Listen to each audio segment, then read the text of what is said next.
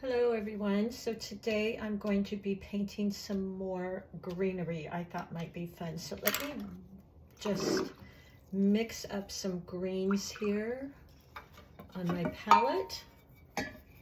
So this is a Winsor Newton sap green I'm going to add here, and I always recommend kind of a texture. I always use this metaphor of like tea. That's the kind of texture, so it moves pretty freely. And then I'm going to get a blue, which I always like to use Prussian blue. It's very strong, so just remember that when you are using it. It's very, very strong. So be kind of careful. It can take over your whole painting. And then, of course, let's get a yellow here, which now that's why it's so important to rinse your brush. I got some blue in there, so it's a little bit yellow greenish. Let's see if I can try that again. Get some yellow here. There we go. That's a truer yellow. Set my plate down. That Prussian blue is really, really strong. So let's get a little bit more yellow. There we go. And we're just going to use those three colors on this painting. So what I wanted to do was play with something a little bit different. I'm just going to hand draw this for you. You may want to use a ruler, which actually I think I will just kind of use a ruler, but I'm just going to sketch this. This is just a simple little drawing here. So we can play. So this is not going to be perfect. There we go. And we're going to paint some leaves around this. These are always kind of fun to do if you're good at calligraphy, which I am not, but that is hopefully in my future. You can always paint inside with a little bit of calligraphy if that's your thing. Unfortunately, I haven't mastered that yet. That's maybe my next little venture. I'm gonna add a little blue to that. I'm not using a real good paper. So see, you can see there, that blue, it is really strong. It can really immediately take over your whole painting. I love it. It's a beautiful color, but just be careful. And then let's maybe do one coming out here, out of the side of this frame, and maybe one more right there. Okay. So we got that. There we go. Okay. I feel like I want one more coming out of there. All right. Put a little Prussian blue in there just for some interest. As you see, I can really get going on this. Okay, so let's go on to the next one. Let's maybe have something come out here. And we're just playing. If you've been watching me play with the different leaves, I think it's so fun. So this is just a one-stroke leaf. Many times I'm teaching you all this two-stroke leaf, which is like that. You can do those too. Just really play with this and use two strokes, use one stroke, use whatever kind of comes for you, what you like to do. I kind of mix them up, maybe some two strokes, maybe some one strokes, adding in a little yellow. Okay, So creating a little interest there. And then let's go with a little bit different leaf. Let's go with a tiny leaf. Let me get a little bit more green here. And let's see, let's do something like this. And maybe like that. And then yesterday, if you watched, I showed, look how easy that is. Just these little tap, tap. And this shows you, you can really make a painting out of almost anything. So there you go, just real easy like that. Maybe have a couple peeking out. What I might do is just vary the color on a few of those, just for some interest, like that. Might add a little bit of blue to a few of these, just to make them kind of pop out. Okay, let's go down here on the bottom and add some things into there. So today I'm using another round brush. This is my Degato. Really my favorite brush are the Princetons.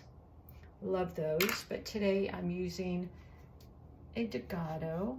And then I think, let's see, let's come out here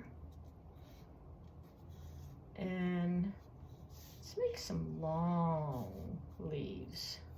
Just really plain. Sometimes I like these long leaves. They almost feel like my brush is dancing on the page, just kind of letting it do its thing. So there we go. Again, I like to have little leaves peeking out, like they want to get involved here. And then we'll do one more so we can kind of balance out. And I think this one I'm going to have going up in this direction. Just like that. Again, these are all pretty much one stroke leaves I'm doing. So you're just point, press, and draw to a tip.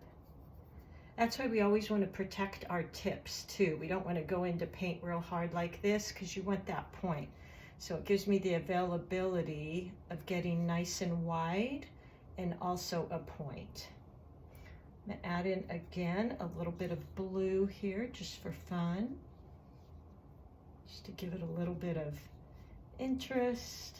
I just love blue and green together. I think that is so pretty. But again, being careful of that blue because it can really get away from you. Okay, so now let's add in, let's go for a little bit of lemon green. So I'm gonna mix some of this green with the yellow. And let's do some little more of these. It's almost kind of furnish-like, right? Isn't that pretty? The mix of colors there. I just love these. And these are so simple. You could just play with these. They don't have to be perfect. Going different directions. And I'm just really tapping my brush. That's all I'm doing. I'm just tapping my brush and it automatically makes leaves like this. Let's go a little bit over here. Add a little bit more green. Let the colors kind of mix. Isn't that beautiful how the colors mix together like that? It's always fun to let your colors kind of mix together, and a lot of times you come up with a new color. It's like, oh, I think I'm going to try and make that again. So there we go. That's really the fun of watercolors, I think. So I today am using 140-pound cold press paper. I've had a few people ask me what's the cold press and hot press. So cold press is just, they use a cold press. What I like about cold press 140 pound is it has a texture on it, and I love that. I love the texture. Now, the paper I'm using right now is just a student grade practice paper, so it doesn't have a lot of texture and things because it's just a practice sheet. Isn't that beautiful? How easy. But normally, if I'm going to be doing something I think I might want to keep or frame or give away or sell, I'm definitely going to use my Arches 140 pound, and I'm going to use that good paper because you want it to be lasting, you want it to have a good texture on top. So there we go. Let's add in a little bit more yellow. Isn't that pretty? I hope you guys are trying this, and if you have any questions, please ask. I'll do my best to answer them. Just kind of using filler, which is what I said yesterday. You know, a lot of times these little leaves, they can just be good filler. If you've got a painting and you just want to add some more little touches, I'm going to go into a little bit different leaf now. I'm going to go into using some of this blue, and let's just have some of these little leaves come out, and I'm just going to do dots.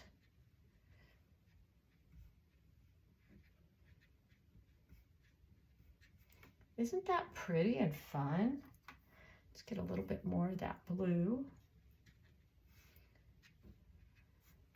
And you're just adding in, but look at how beautiful these colors all are. And I'm really just playing today. Can add that with a little bit more green. Just kind of going, always paint intuitively.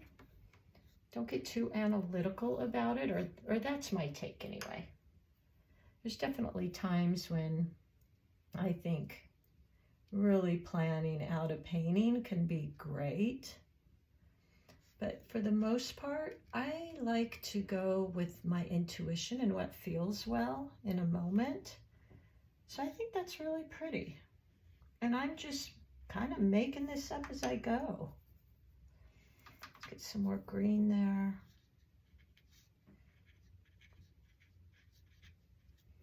And kind of letting everything mix, and there you go.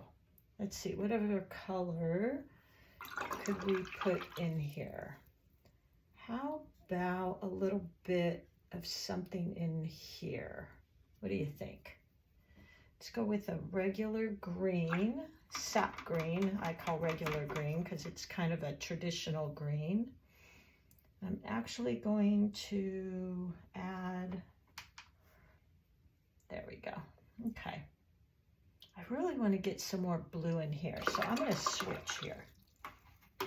And I am going to use this light blue. Oh, I think that's so pretty. Okay, and let's see what we can do here. Hopefully I don't ruin it right now. If I do, I do, and that's fine. Get a little bit more blue, kind of like a eucalyptus leaf, right? I love eucalyptus. They're like the funnest flower to paint. Okay, kind of wonky.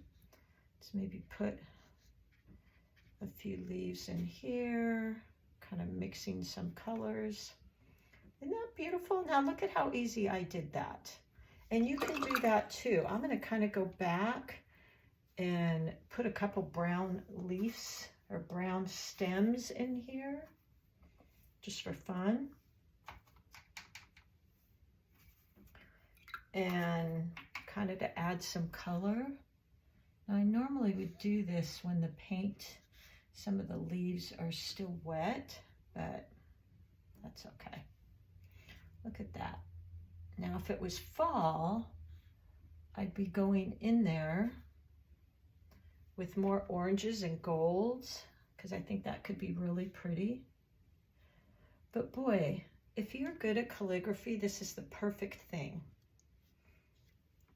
You could go in now, make a beautiful little card, just dabbing, kind of trying to add some interest now, kind of. Now I think what I'll do, and hopefully this doesn't ruin it, I'm going to go in, because what I like in paintings is to have that push-pull, and what creates that is when you use a lot less water and a lot more paint. And what it does is it creates the leaf to pop out. So hopefully I don't get too crazy here. Let's just go over some of the leaves we have. So look at that, right? Those leaves really pop out now. Let's do a few more, just playing here. Really, in watercolors, you don't want to go over your paintings too much because they can get really muddy. But I thought this might be fun just to show you how that really pops out. So I'm using, I guess how I would explain this is less water, and it's almost more like coffee now. So look at that. That really created some interest, right? Those leaves just popped right out. So this is where you could really start kind of overworking. But look at how beautiful that is. So there you go, you guys. If you have any questions, again, I use Arches. Strathmore is a really good paper. I always use a round brush. I typically use a number 8, and all of my paintings are Winsor Newton. If you guys have any questions, I hope you'll try this and play, you know, with that dabbing technique, with the 2 strokes to make a leaf, and with the 1 long stroke where you're starting with the tip, flattening out your brush, and coming back in. Okay? All right. Well, thanks for joining me, everybody. And let me know if you have any questions.